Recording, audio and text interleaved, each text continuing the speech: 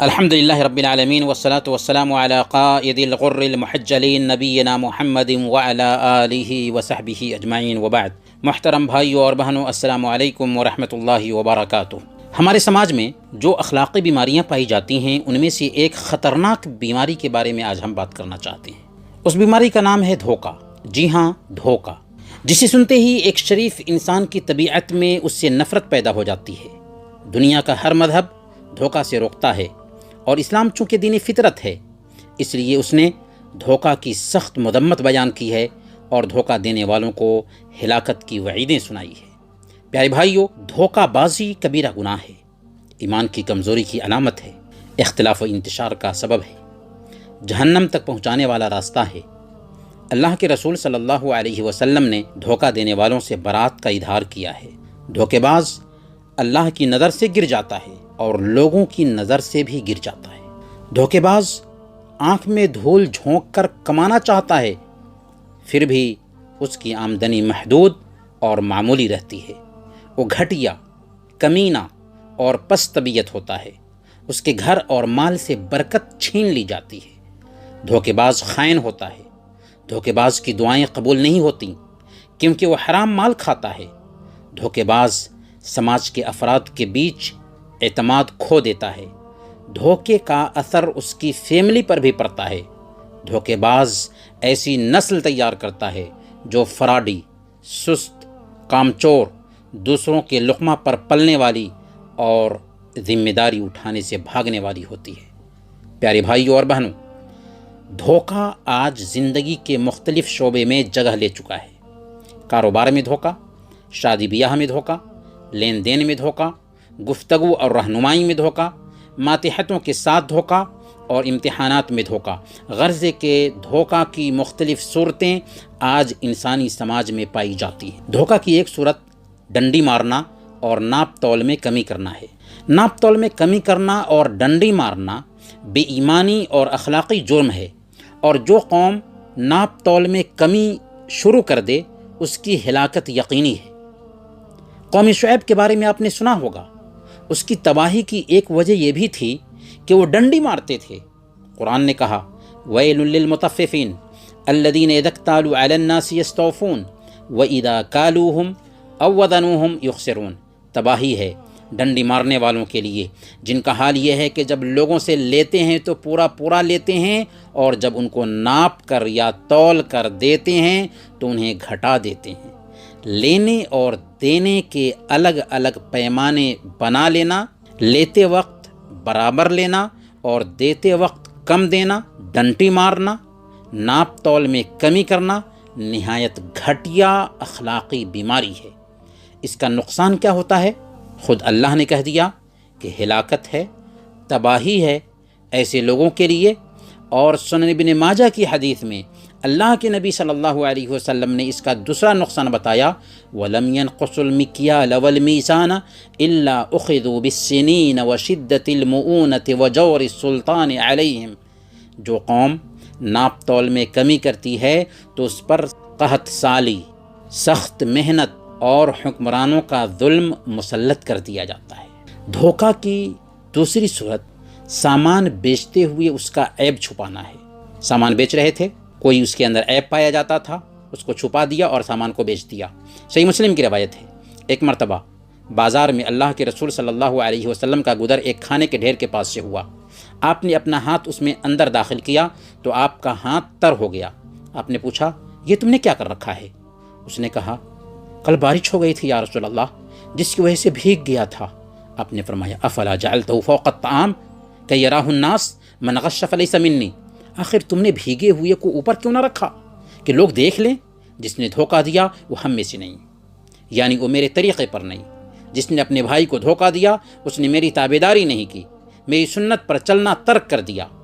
آج بازار میں کتنے پھل والے، سبزی والے اچھا اور تازہ سامان کو اوپر رکھتے ہیں جبکہ خراب اور باسی سامان کو نیچے رکھتے ہیں تاکہ سارا سامان اچھا اور تازہ دکھائی دے۔ یہ دھوکہ ہے۔ کتنے جانوروں کے تاجر دودھ دینے والے جانوروں کو منڈی میں لانے سے پہلے کچھ دن تک جانور کا دودھ نہیں نکالتے تاکہ تھن بھرے بھرے دکھائی دیں اور خریدار سمجھے کہ جانور زیادہ دودھ دینے والا ہے، لیکن جب خریدار اسے خرید کر لے جاتا ہے تو پتہ چلتا ہے کہ اس کے ساتھ دھوکہ کیا گیا ہے۔ یہ بھی دھوکہ ہے۔ صحیح مسلم کی روایت ہے، اللہ کے رسول صلی اللہ علیہ وسلم نے ارشاد فرمایا، من اشترى شأتا مسراتا فهو بالخيار 3 أيام فإن ردها رد معها صاعا من طعام۔ جس نے ایسی بکری خریدی جس کے تھن میں دودھ روک کر رکھا گیا تھا تو اسے 3 دن تک واپس کرنے کا اختیار ہوگا، اگر واپس کرتا ہے تو اسے 1 سا کھانا بھی دینا ہوگا۔ دھوکہ کی تیسری صورت اپنے ماتحتوں کے ساتھ دھوکہ کرنا ہے۔ جو لوگ آپ کے ماتحت ہیں، اللہ نے جن لوگوں کی نگرانی آپ کے ذمہ سونپی ہے، چاہے اولاد ہوں، بیوی ہو یا آپ کے ماتحت کام کرنے والے ہوں، ان کے تئیں دھوکہ یہ ہے کہ ان کی تربیت پر دھیان نہ دیا جائے، ان کو عادات چھوڑ دیا جائے، ان کے تئیں ذمہ داری کا پاس و لحاظ نہ رکھا جائے۔ ایسے لوگوں کے بارے میں سخت وعید آئی ہے جو اپنے ماتحتوں کے ساتھ دھوکہ کرتے ہیں۔ صحیح بخاری اور مسلم کی روایت ہے، اللہ کے رسول صلی اللہ علیہ وسلم نے ارشاد فرمایا، ما من عبد یسترعیہ اللہ رعیۃ یموت یوم یموت وہو غاش لرعیتہ الا حرم اللہ علیہ الجنہ۔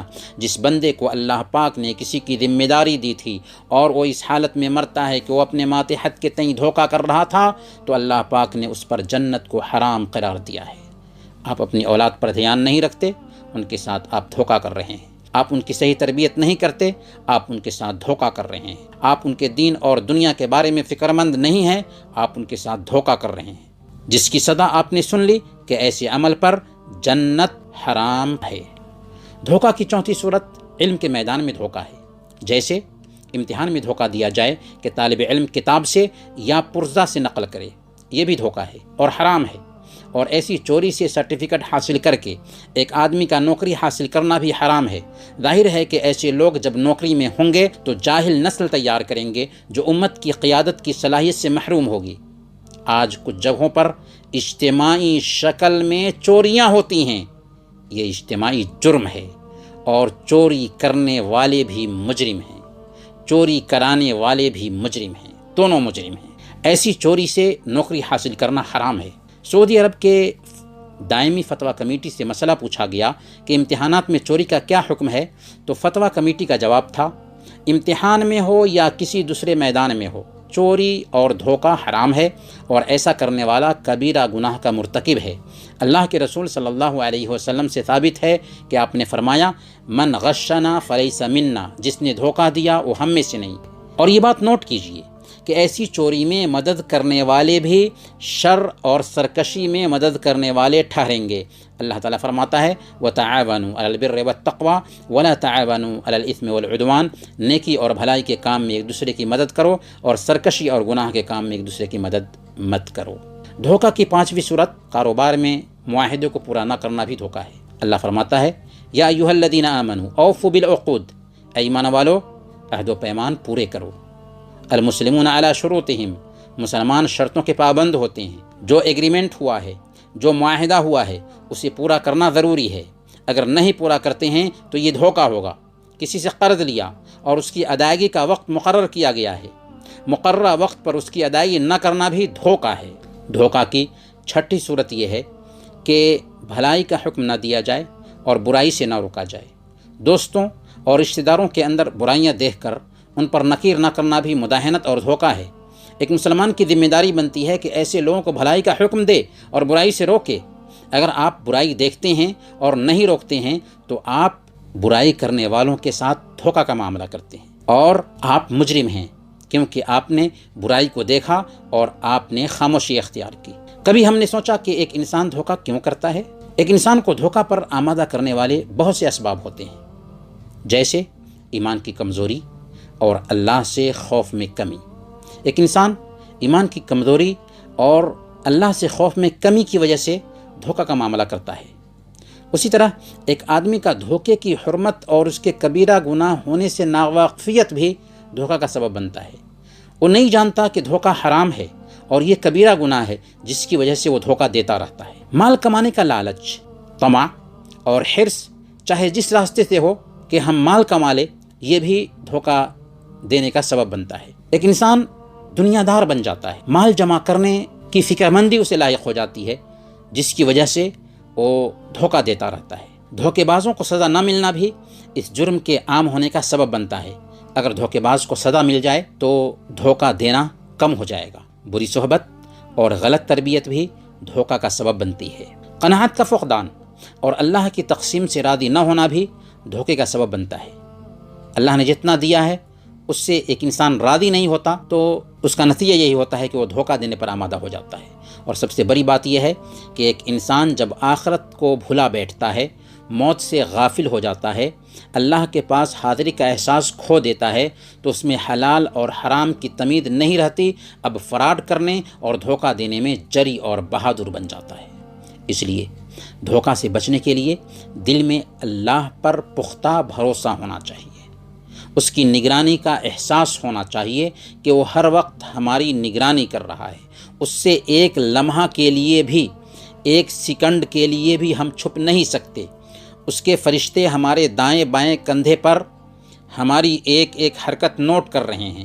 ہمارے اعضاء و جوارح کل قیامت کے دن ہمارے خلاف گواہی دینے والے ہیں، بلکہ یہ دھرتی بھی ہمارے خلاف گواہی دینے والی ہے، جہاں ٹھہر کر ہم نے کسی کو دھوکہ دیا تھا۔ قبروں کی زیارت کرنی چاہیے اور فکر آخرت دل میں بیٹھنی چاہیے کہ ایک دن ہم مرنے والے ہیں، اللہ کے پاس پائی پائی کا حساب و کتاب چکانے والے ہیں، جہاں بھاگ کر نکلنے کا کوئی راستہ نہیں ہوگا۔ جن کے حقوق مارے تھے ان کی ادائیگی کے لیے مال نہیں ہوگا، نیکیاں دینی ہوں گی۔ دنیا اور آخرت میں دھوکے کے خطرناک نتائج پر غور کرنا چاہیے۔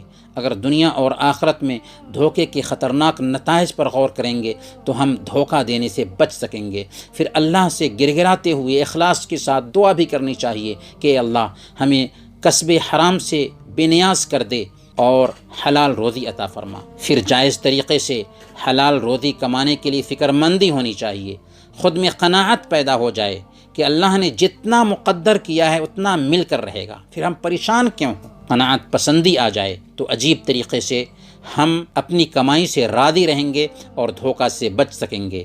نیک صحبت اختیار کرنی چاہیے۔ دھوکہ کا کوئی معاملہ سامنے آتا ہے تو فوراً اس پر نکیر کرنی چاہیے۔ نئی نسل کو شریعت کی تعلیمات پر تربیت دینی چاہیے تاکہ ان میں شریعت کا پاس و لحاظ آئے، اللہ کا ڈر پیدا ہو اور وہ دھوکہ، فراڈ اور چوری سے بچ سکیں۔ ہم اپنی بات ایک واقعہ پر ختم کریں گے جسے ابن عساکر رحمۃ اللہ علیہ نے تاریخ دمشق میں بیان کیا ہے۔ ایک رات حضرت عمر بن خطاب رضی اللہ تعالی عنہ رعایا کی خبرگیری کرنے کے لیے مدینہ کی گلیوں میں گھوم رہے تھے۔ جب تکان کا احساس ہوا تو ایک دیوار پر ٹیک لگا کر بیٹھ گئے۔ رات کا وقت تھا۔ ایک عورت اپنی بیٹی سے کہتی ہے، یبنتا قومی الی ذلک الماء فامضقیہ بالماء، بیٹی اٹھو اور دودھ میں پانی ملا دو۔ بیٹی نے کہا، امی جان کیا آپ نے امیر المؤمنین کی طرف سے اعلان نہیں سنا؟ ماں نے کہا، کیا اعلان ہوا ہے؟ اس نے کہا، امیر المؤمنین کے منادی نے اعلان کیا ہے کہ دودھ میں پانی ملا کر نہ بیچا جائے۔ ماں نے کہا، یا بنی قومی الی ذلک اللبن فامضقیہ بالماء فانک بموضع لا یراک عمر ولا منادی عمر، بیٹی اٹھو اور دودھ میں پانی ملا دو کیونکہ تم ایسی جگہ پر ہو جہاں نہ عمر دیکھ رہے ہیں اور نہ عمر کے منادی دیکھ رہے ہیں۔ تب بچی نے اپنی ماں سے کہا، یا امتا واللہ ما کنت لاطیعہ فی الملأ وعاصیہ فی الخلا، اللہ کی قسم ایسا نہیں ہو سکتا کہ سب کے سامنے ان کی اطاعت کروں اور اکیلے میں ان کی نافرمانی کروں۔ دوسری روایت میں آتا ہے کہ بچی نے کہا، ٹھیک ہے، عمر اور ان کے منادی نہیں دیکھ رہے ہیں لیکن اللہ تو دیکھ رہا ہے۔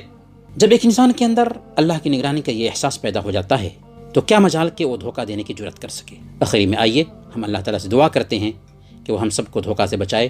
آمین۔ وصلی اللہ علی نبینا محمد وعلی آلہ وصحبہ اجمعین۔